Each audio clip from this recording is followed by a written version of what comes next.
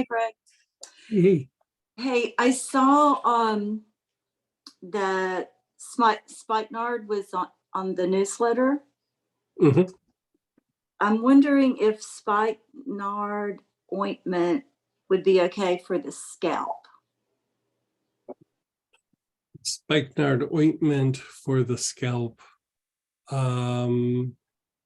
Yeah, I mean, spikenard is good for the scalp. The ointment itself would be in a base of sesame oil, so it would be a little bit greasy, and it does have a little tiny bit of magnesium, like about 20% of the carrier is magnesium, and so that can make the scalp a little bit itchy, but just wherever you put the magnesium, that's the brine, it can make the area just a little tiny bit itchy for a little bit. And so that would be my hesitation, but other than that, it would be fine.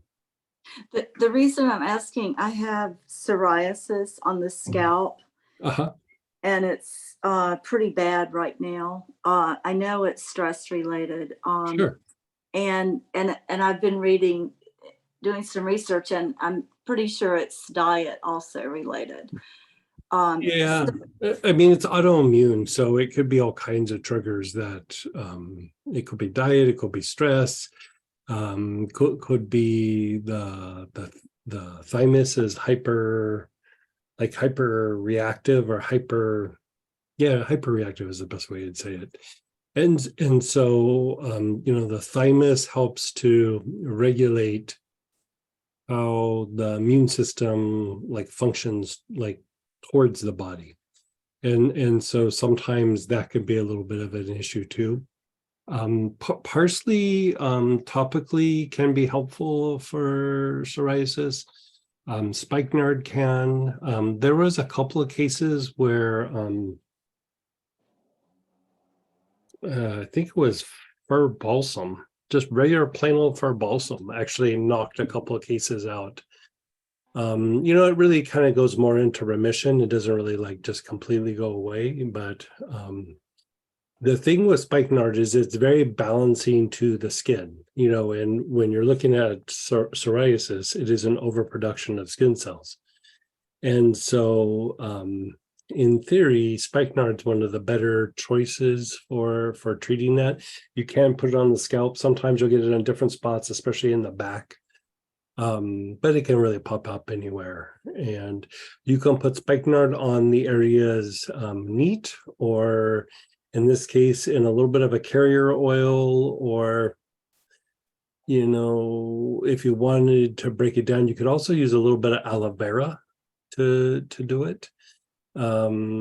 Just because the aloe vera would still kind of dry, and putting it on the scalp in the ointment, I don't think there's anything wrong with it. The magnesium might make the area tingle a little bit, but if you put it on at night, you get up, you wash your hair in the morning, you're kind of good to go. And so you could try a spot and see if it's okay, but definitely straight spikenard should be totally okay. What's a good carrier if I decided to put it in a carrier? Like oil, or do you want to do probably lotion, or maybe a little bit of witch hazel, or the aloe vera? Yeah.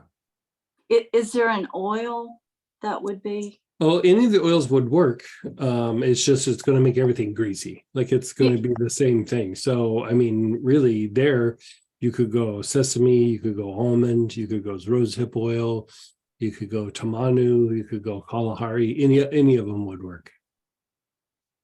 Okay, can you suggest one and I'll order it? I'd probably go...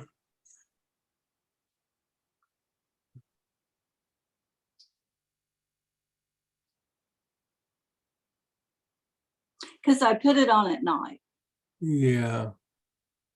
You know what? I'll make you up a little thing of rosehip oil with a little bit of prickly pear and plum oil. all of them are carriers, but they all have like anti-inflammatory properties for the skin, and it's not necessarily something you would use specifically for psoriasis, but it's what you would use like in facial skincare. And let's maybe give that a shot. Okay. All right. Yeah. So